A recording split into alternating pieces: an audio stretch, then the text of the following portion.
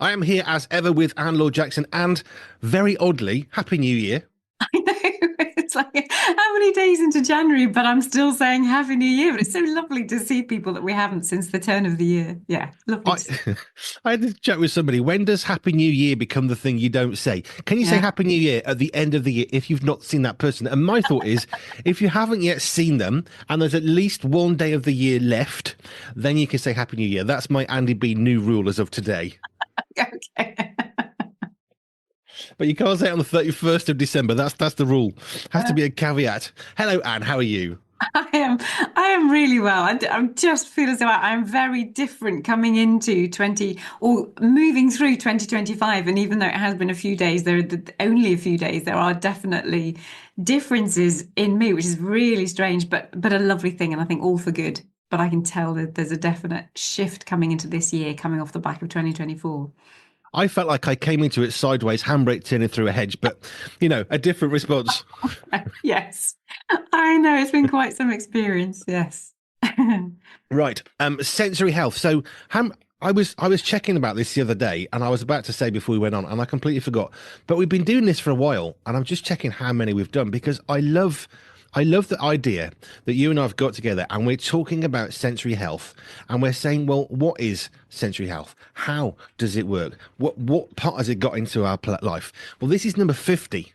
Yay. I knew it's either 49, 50. I knew around that mark, and it's just like, yes, that is a Um, milestone. it is. I was right because I thought I'm sure it's important. Yes, this is our 50th chat on sensory health.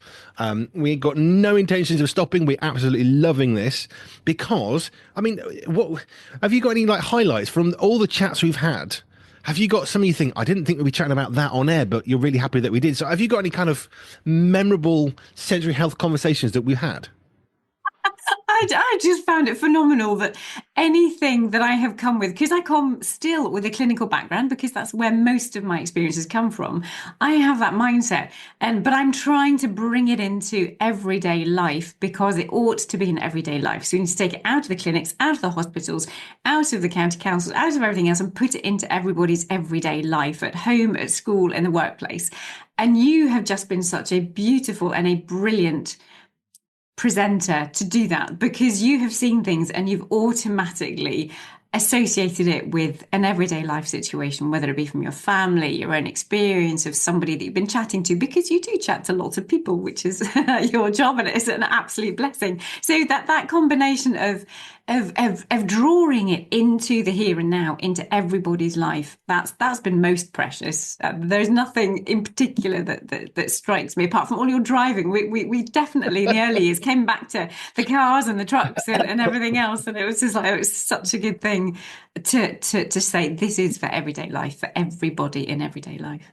Thank you. I know we've looked at brain surgery and how that affects somebody 30 years later. We looked at truck design, how we could, between us, we could design the perfect cab for the haulage industry. I remember that one distinctly. It was brilliant fun.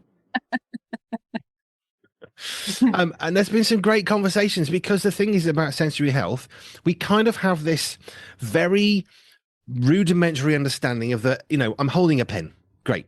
And that's it. That's where it stops. But what we don't really consider is, but I'm holding the pen. I can feel the plastic on the one hand. I've got a metal thing that I can touch on one part of my hand. I can feel the rubber in another. And actually, that's all to do with a small piece of sensory health. And we don't consider the implications of that beyond perhaps, well, like my wife can't use anything other than silver or gold earrings because she's allergic to the metal. Okay, so we have a conscious consideration that perhaps metal is harder and it can have a negative response. That's my own knowledge of it.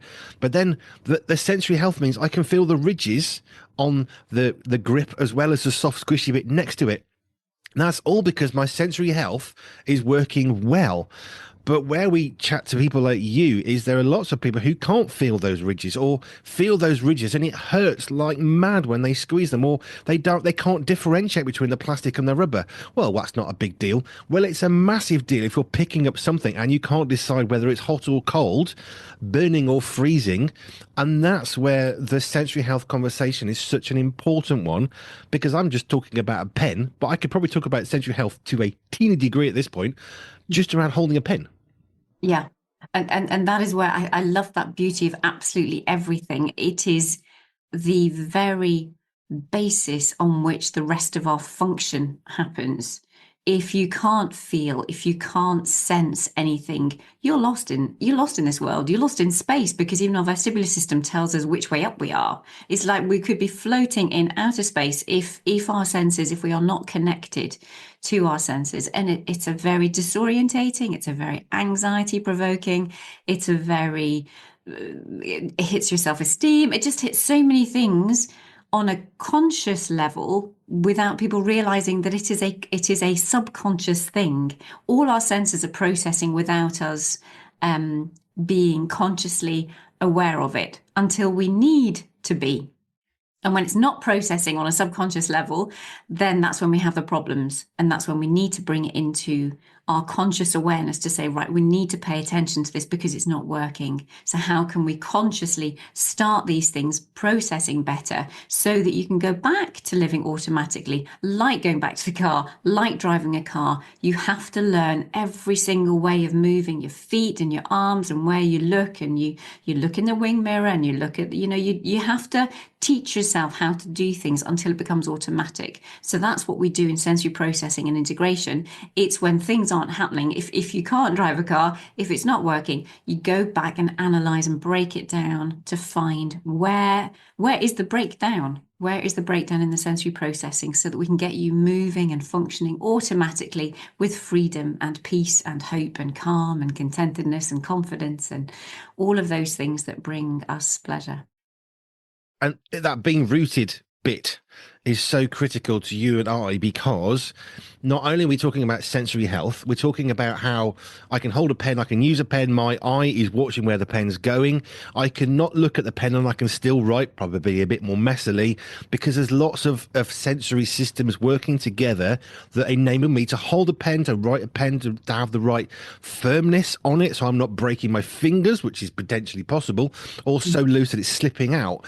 So there's all that integration going on. But for you, like I, of course, because we're Christians as well, it's even more exciting to see how God has designed us to function on our own, autonomously holding a pen, writing a letter, as well as integrating into other people's lives. Because as well as the sensory health specialism, if I can put it that way, you're also an occupational therapist. So you're not just helping people with sensory health, it's helping people with sensory health for a purpose.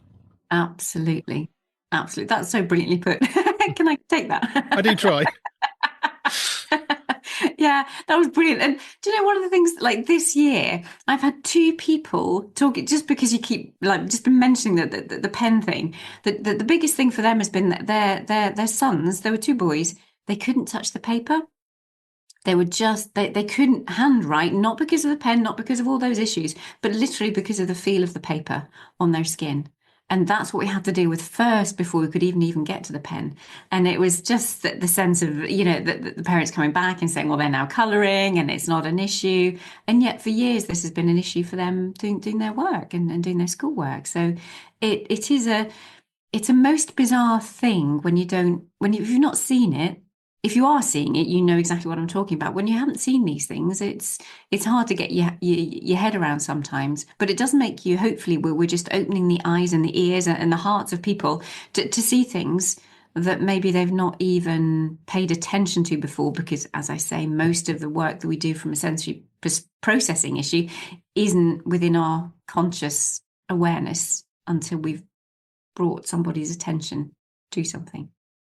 Can I make a suggestion what this might be like? And you might say, no, you're wrong, which is quite possible. But I'm thinking about going back 100, 150 years in education where you wrote with your right hand. And if you didn't write with your right hand and you were wrong, you must write with your right hand because, of course, predominantly people were and still are right-handed naturally. Yeah. But, of course, in education, we want everyone to conform to a certain way of doing things, which makes sense. So you're going to come into a room and sit here.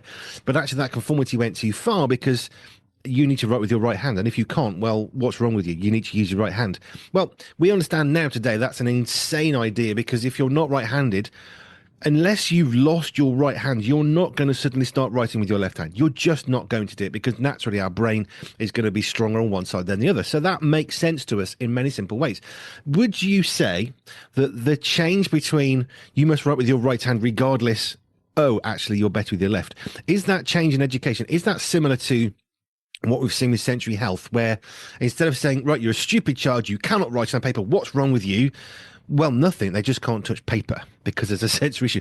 Is it that kind of a change that you're beginning to see in the world of sensory health? Yeah.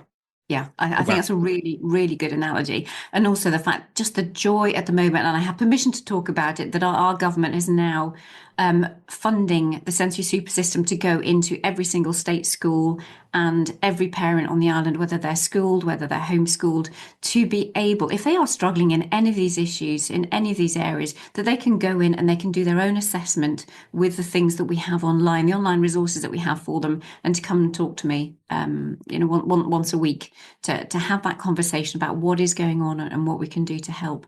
And that is a phenomenal thing. And I'm just so thankful that that has gone out. And I do pray that it will go, it will spread. That it isn't just something for Jersey, but that it will spread.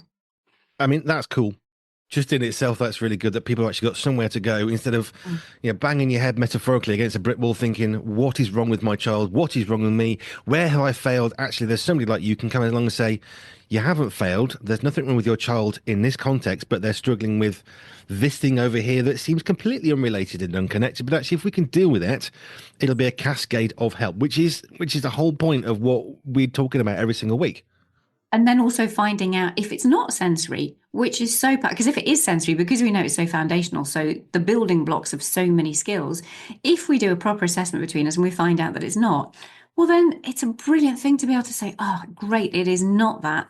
I now need to focus on something else. It's because of the way that their brain works, as far as like seeing autistic side of things, that they're incredibly linear and they need certain things presented in a certain way. And it's just great to be able to screen that out and say, well, actually, it's not that, because if it is that, I can help you and like we can change things. But if it's not, great to know that it's not that, and therefore we'll focus on something else.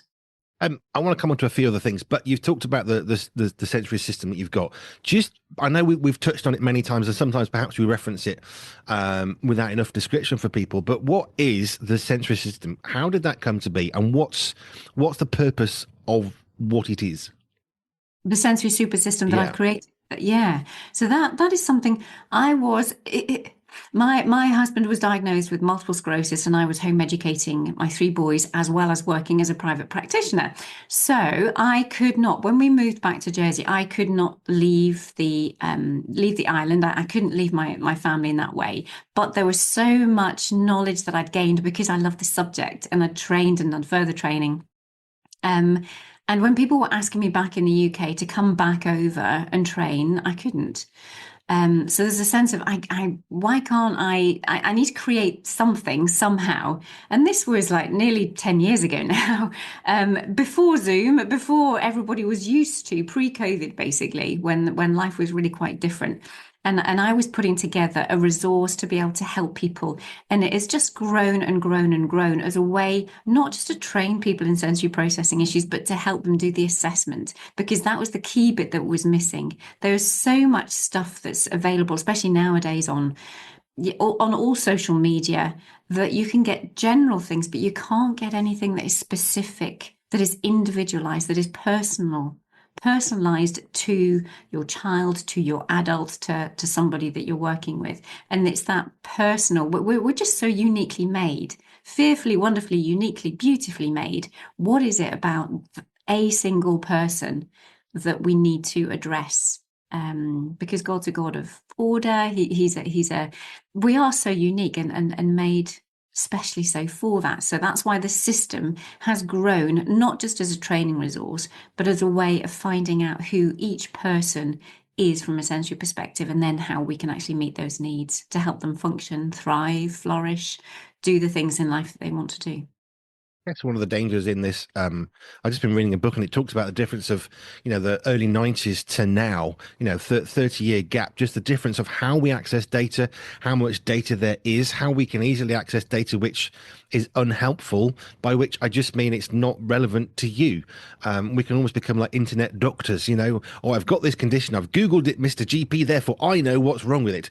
No, you're wrong. Because this person's probably got 12 or 14 years of medical experience, and they're going to be saying, saying, no, just no, that's not the question. Chatting to someone just yesterday, she was a GP for quite a long time. She now works for the CMF. But she was just talking about medicine and how many different types of medicine there are. And we were looking at how they can interact with one another and how that can kind of skew a diagnosis.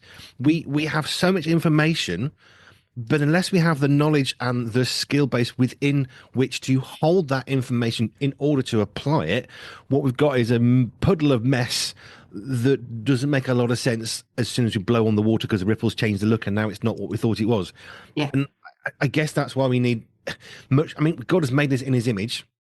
We're not all the same. We can't conform identically. Therefore, we do need somebody who can look outside of us and say, well, that's great, but let's consider this. Yeah. Yeah.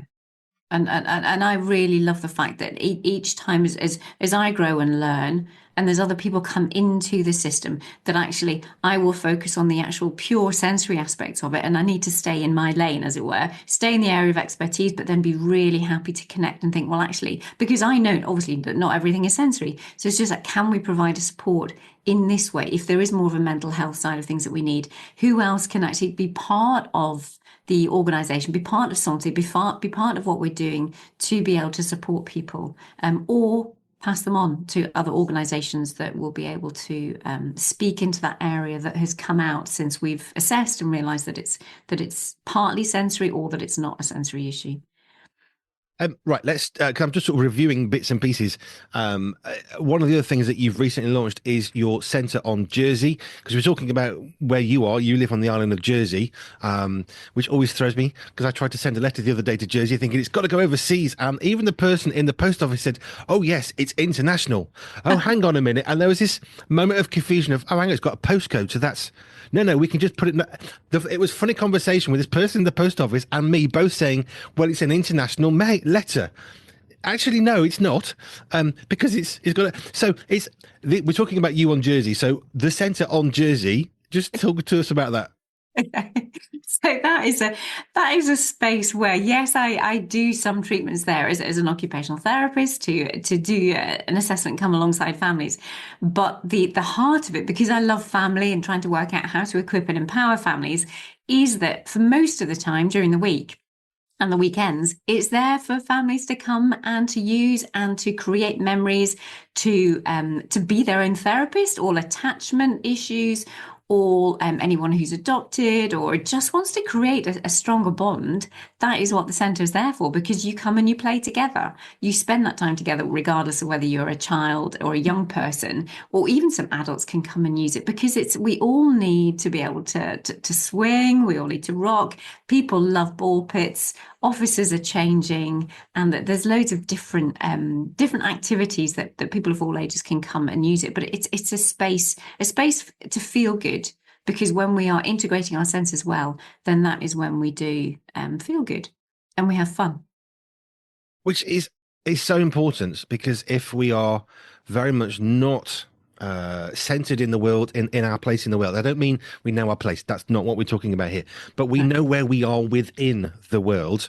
When we have that kind of level of security, all of a sudden it makes lots of things easier. Sometimes just taking time out can be all we need, or just having time that's relevant.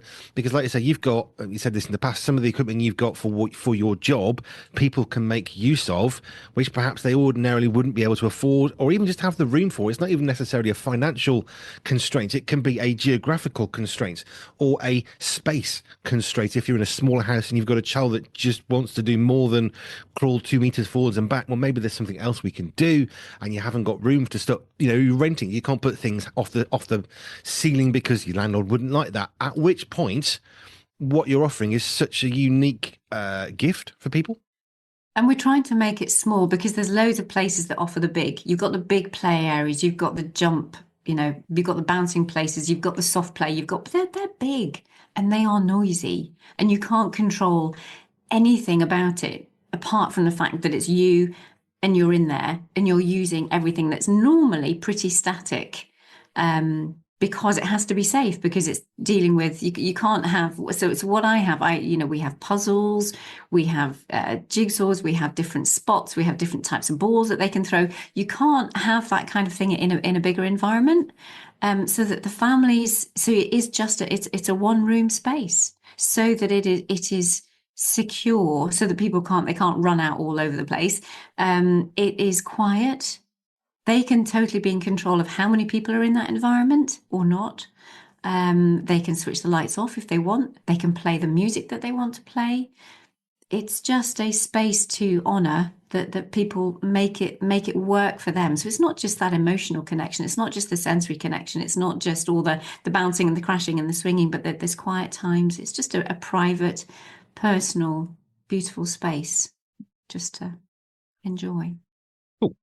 Okay, so you said that you're coming into 25 different. Mine was more like handbrake turning backwards through a hedge. But what's coming up for you in 2025 in Sante? Which Yeah. is Sante is your company, your work. Yeah, that's kind of like the overall branch because I'm someone who has had lots of different branches. So we've got the sensory super system, and I do the work with governments. I work with adoption support agencies in the UK and further afield. I work globally with people and parents who connect with me.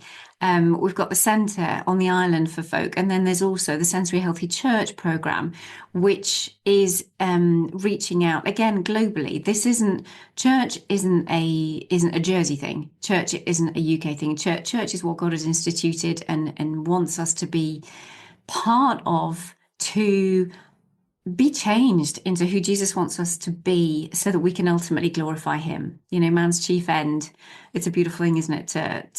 To glorify God and enjoy him forever. So it's how our lives need to glorify him, need to reflect everything back to him. And it's like so much of that happens when church happens. We are changed when we come together. And it's about how we can incorporate people into corporate worship and in the life of the church, regardless of their age, regardless of their diagnosis, any disability, any creed, any color, anything. God's church is for humanity, full stop. And like it's not there yet. The bride that he wants just isn't. There's a bit of work to be done, shall we say? And it's like how can we do that? So what the Sensory Healthy Church is just one aspect of bringing this as an offering to the church community as leaders and as members, because everybody has their part to play in that diversity and that inclusion and that bringing people together just to be in worship. So you mentioned something about just off air that there was a Zoom coming up. Just talk to us about that. Yeah. So if anybody goes to the sensoryhealthychurch.com or Anne Laure Jackson /church, there is it's a free program. It's 3 hours of training. So the first hour was what God was doing in me, and then through the team that came together to put this together, research that we did about the needs that people were struggling with. And then the middle hour is about the solutions that me as an OT and a sensory specialist have been able to present. So that there's pictures and there's videos, there's things that people can look at. And then the final hour is about how else, those other things that can support the sensory needs, but it may be that we need to use language differently. So they're not directly sensory things, but there are things about how you can put this into practice well. So that's where it's kind of split into the 3 hours. So it's kind of like for folks to just go in and have a look. They're broken down into 5 or 10 minute videos that they're not long things. So it's bite size for people. But on the 5th of February and on the 12th of February, there are free Zooms so that anybody who's got the Sensory Healthy Church can come and just chat and say, look, I'm really interested, but I don't know how to make it work. Or can you explain a bit more about this? Because I kind of get it, but I'm not sure. So it's kind of get the program, have a look at it, and then we can actually get some Zooms together and really, really talk about how to implement this to start making changes, because there's a lot of people who are not going to church because it's just too tricky. It's too stressful. But a point I like to frequently make is this is not for children. This is for everybody.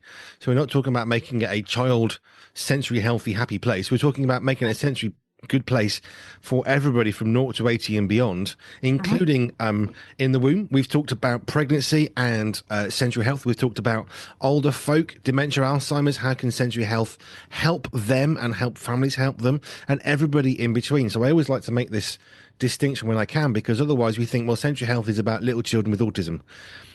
Yes, no, it's much, much wider than that, isn't it? Yeah, it is. Thank you. I really appreciate you doing that.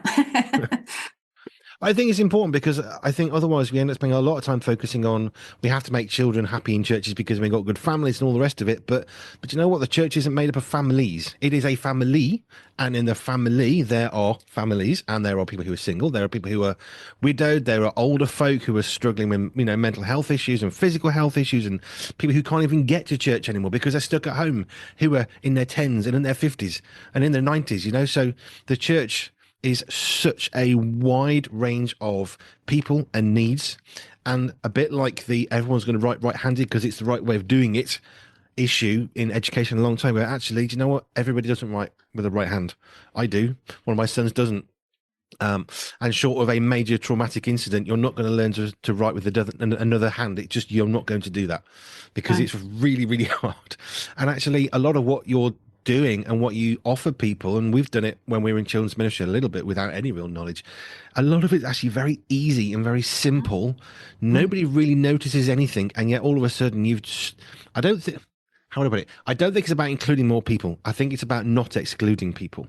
And I think that's probably quite a good way of looking at it. I don't think we Mm. need help including.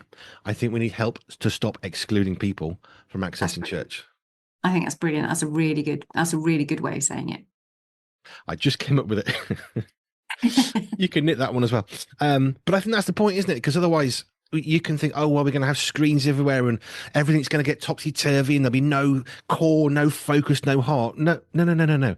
A lot of what we need to do for helping church be accessible by people, it's actually very simple. And most people probably wouldn't even notice it was going on to stop excluding a whole bunch of people. I'll tell you why I say it that way. It's because I remember reading during COVID a lady in a wheelchair who said, I'm really happy about COVID for one reason. It's terrible, but I'm really happy that all the people in my church now know what it's like to be excluded from going to church. This is Right. someone in a wheelchair who could not get to church, felt part of the community, but physically never attended. They couldn't. Maybe once a year, if their body was cooperating in time for them to get to the taxi to get to church. Said, now you know what it's like for the rest of us Mm. who are unable to get to church, which is why I tend to think of it as let's stop trying to include people and let's start stopping excluding people. Not great English, but you know what I mean. Yeah. And I was thinking yesterday, what I was so appreciated about COVID, and I thought, have we missed something here? Everything went down to the household, and we've got that verse. But as for me, my household, we will serve the Lord. And it's like everything we were doing with households, you could do this. Yes, you had to bubble. There was a sense of what was wrong about it was that you couldn't actually join several households together because that was just too many. But you could still have the importance of the household was seen. And it's like we've come out of COVID and we're now splitting up the household. And it's like everyone, someone goes here and someone goes there and someone we've lost, we are losing. I still think we've lost the sense of the power of the importance of the household in discipleship, in ministry, in outreach, in all kinds of things. And that's what I was thinking yesterday. Yeah. In life, generally, the family that functions well in a community of families that are functioning well brings a stronger family. We know this sociologically. It's not even debating or conversing about it. It is stronger families make better communities. It's just the way it is. And a stronger church family is that one that doesn't embrace one little teeny tiny group, but actually says, all are welcome. Nobody should be excluded from a church. And I think if we went to church with the mindset of how do we stop excluding people, I Mm. think church would actually do a lot better. It sounds like a negative, but I actually don't think it is. I think it's the focus of where we should be. Yeah, and I'm trying to work out how can I say these things in a way that is not critical, that doesn't criticize, because I don't Yeah. think criticism does us any good at all. No. It's not helpful, and people feel discouraged. And so it's like, how can I say words of truth without discouraging people? I'm always trying to put a positive, or there's a solution, and there's this, that. But at the end of the day, I've also come to realize in 2025, I'm just going to have to say certain things and know within my own heart that I'm not saying it to discourage anybody, but things need to be said, and that I'm trying to help. If they interpret it the way that they do, well then I'm sorry, but so be it. I have to stand, and I have to stand firm. I was thinking Jesus didn't come to be liked. He came No. with a mission. He loved people so much, but his mission was not to be liked. And I thought, I have to take something from that. What is it that I need to see to live out the mission without, I'm not going to put people's noses up for the sake of it. I really don't like that. That's not me. But to make sure that the message doesn't get lost in just trying to do things too gently and too sensitively, and yeah, just get a bit more boldness. So my prayer is that I don't mess up in my boldness that is really is really coming forth in 2025. Gentle boldness. Mm, I was thinking about the truth will set you free, which is a really powerful bit of scripture. right. And we can be offensive for the sake of being offensive, and that's wrong every single time. I'm also thinking you can be right doing the wrong thing. You know, you can say it with the right attitude, but if you say it the wrong way, you're still just as wrong as not saying the right thing. You know, and I think just being clear and being wise. But actually, if we do have knowledge and we don't share it, that's, Mm, you know, we need to be honest and truthful. Shine a light on the truth, was my friend Johnny would always say. Just shine a light on the truth, Andy. It's such a wonderful way of considering how we do what we do, rather than criticizing somebody. Like you say, criticize. There is constructive criticism is another way of saying criticizing with a smile. You know, it's not. There is no such thing. There is building somebody up and trying to encourage and help and shape. Yes, but constructive criticism, it's just, for me, it's a misnomer. It's a way of being able to be cruel with a nice smile. And well, it's constructive criticism, so you can't, you know, you just have to take it. That's an interesting one, because I've always said out like I'm up for yeah, but okay, I shall think on that one too. Criticism is criticism. You're either criticizing, you're either building someone up or tearing them down. Mm, With our presenters, we always do one negative, two positives. Where's something you could do well, better, and what two things did you do well? And people say, we like this, because there's always room for improvement. I'm always, you know, okay, I run the station, but I'm still going to my operations manager and saying, was that okay? And he'll suggest better ways of doing it, because we're either going to be improving or we've made it and we've failed. So, you mhm, know, I want to keep improving and getting better, which means we need somebody to whom we can make ourselves accountable and say, can you tell me, how was that? Was that okay? And that goes the same for me. You know, I like to ask people, what did you think? Because mhm, I'm a sensitive little soul and I like to know that I'm doing a good job. And if I'm not sure, I want to get that thing. But I don't want to say to somebody, can you criticize me, please? Because mm, why would you say that? mm. I completely agree. That's definitely a tangent. Right, Anne, thank you. I've loved these 50 sessions. Yay. Here's for another 50. Yeah, if you've got any questions for Anne about sensory health in your church, in your office, if you're running a festival thinking, how can we help people who've got issues with noise, which is the converse, but we want the family here. Anne is your lady. You need to talk to Anne. She'll help you. Go to annelaurejackson.com, and everything you want and more is on there. And we'll link to it from this video later when it gets on YouTube as well. So, Anne, that was the right website, wasn't it? I was Anne going to Law. say, it's not your No. pure247.com/ALJ. Well, there's that one as well, but I was trying, because you mentioned Anne Laure Jackson earlier, so I thought let's just stick with the one. It's easier. AnneLaureJackson.com. Yeah, go there and you'll find everything you need. Thank you, Brilliant. Anne. I'll be less confused next week, maybe. Who knows?